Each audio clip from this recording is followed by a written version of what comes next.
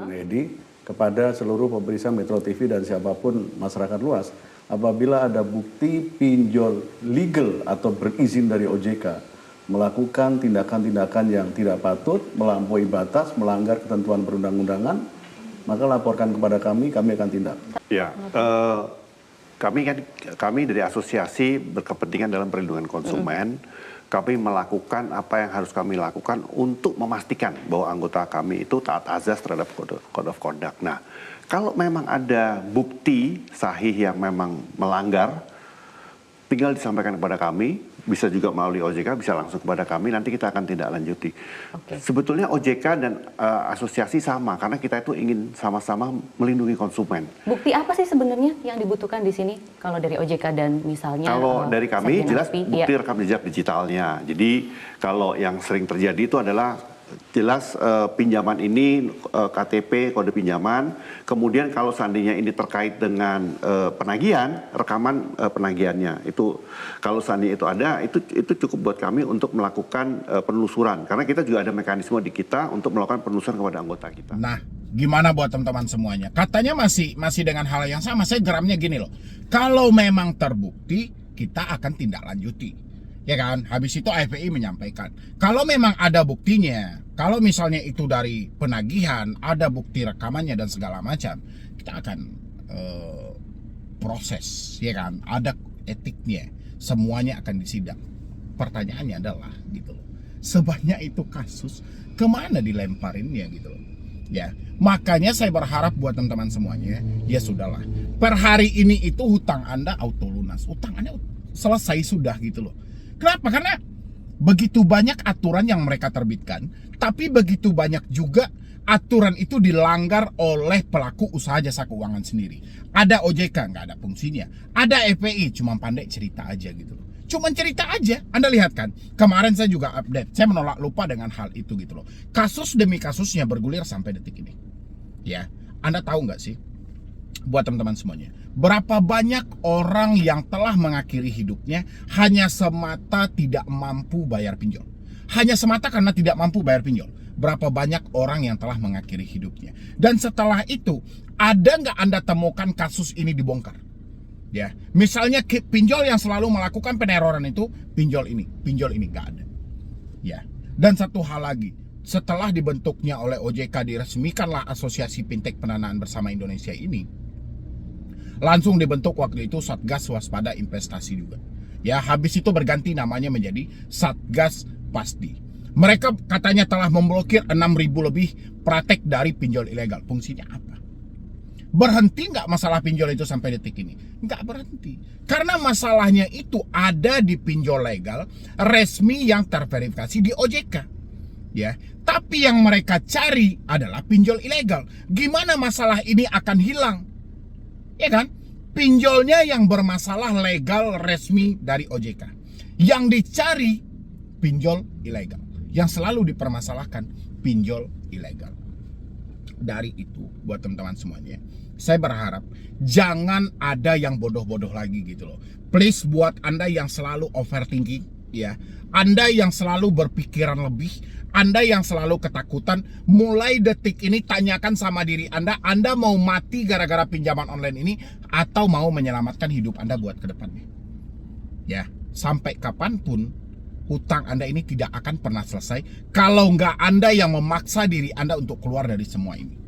Ya, Anda tanyain sama orang-orang yang sudah lebih dahulu meminjam pinjol, berupaya untuk menyelesaikan ini semuanya, selesai apa tidak hutang dia. Yang ada bukan hutang yang selesai, malah makin banyak dan makin luas hutang yang terjadi. Pikirkan dengan matang. Anda yang selalu ketakutan, selalu overthinking, ya, pemikiran terlalu berlebihan. Bayangin ada yang bilang, "Bang, saya sampai detik ini sudah 10 hari itu saya ketakutan keluar rumah." Ada juga yang bilang, "Bang, adik saya terjebak pinjol, sampai detik ini tidak keluar-keluar dari kamar." Ya, makin rugi Anda. Kalau Anda menyiksa diri Anda dengan Anda ketakutan dengan seperti itu, merdeka pinjol.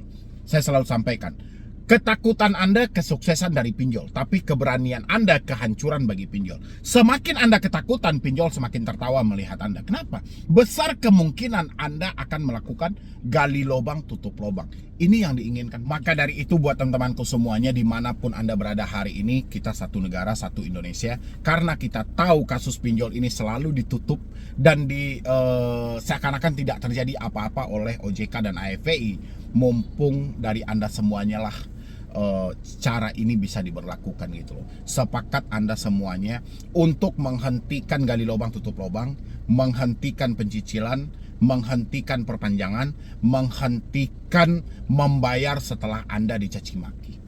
Ya, tinggal saya bergantung sama Anda gitu loh. Walaupun di 100 pinjol legal hari ini, ya, Anda nggak usah takut-takuti diri Anda dengan BI checking. Saya selalu sampaikan sama Anda, BI checking itu ada sisi positif, ada sisi negatif.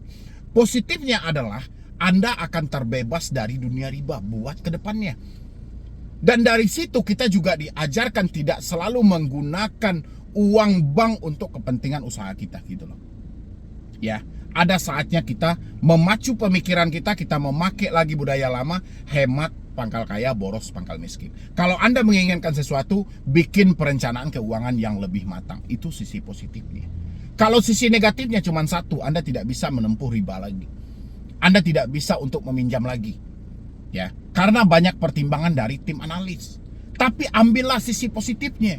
Lebih banyak positifnya pada negatifnya. Ya, itu yang disadari teman-teman semuanya. Jadi jangan bertanya, Bang, nama kita selesai dipinjol itu, masuk BI checking itu setelah berapa lama, Bang? Nama kita itu di blacklist sampai berapa lama, Bang?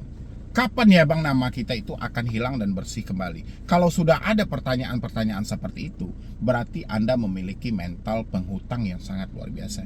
Saya tidak menginginkan teman-teman semuanya terjebak lagi di dalam hutang-hutang yang sangat mengerikan ini. Pinjol ini sangat mengerikan loh. Ya, Anda pinjam 1 juta aja, cairnya cuma 650.000, tapi Anda harus balikan 1.200.000. Ya.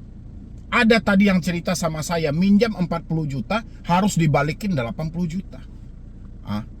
Kayak gitu Anda sanggupin. Luar biasa. Orang yang paling kaya aja di Indonesia ini, kalau dia kerjasama dengan bank, perhitungan bunga itu sangat matang gitu loh. Kenapa Anda yang duit kita serba pas-pasan, bahkan untuk makan aja serba nggak cukup, Anda memberanikan diri dengan bunga sampai 100%? Ya, sadari itu dari teman-teman semuanya. Jadi jangan dibikin enak saja kalau kita sudah dicaci maki, kita sudah dihina, terus kita mencari dana-dana talangan, kita meminjam sana sini, kita beranggapan kalau kita sudah melakukan pembayaran mereka tidak akan berkunjung lagi. Udahlah, buang jauh-jauh pemikiran soal DC datang ke rumah. Sekarang yang harus Anda fokuskan adalah bagaimana caranya memperbaiki hidup yang telah hancur ini. Ya, kalau sudah terlanjur telat bayar pinjol, galbaiin aja. Jangan sampai gali lubang tutup lubang. Karena kebiasaan dari kita juga sudah telat, malah kita gali lubang tutup lubang. Fokuslah bagaimana kita memulihkan hidup kita yang sudah hancur. Ingat kembali, Anda sebelum bertemu dengan channel Solusi Hutang ini, Anda sudah menghabiskan berapa puluh juta? Anda sudah menghabiskan berapa puluh juta? Anda sudah menjual aset-aset apa aja gitu loh, sebelum Anda bertemu dengan channel Solusi Hutang ini. Ini harus Anda pertimbangkan. Sudah berapa juta duit Anda yang hilang secara sia-sia? Anda nggak bisa hanya sebatas mengandalkan ada OJK, ada OJK. Banyak aturan yang dibikin OJK ini, tapi dipatuhi apa tidak oleh pelaku usaha jasa keuangan? Enggak sama sekali. OJK hanya dianggap sampah bagi mereka.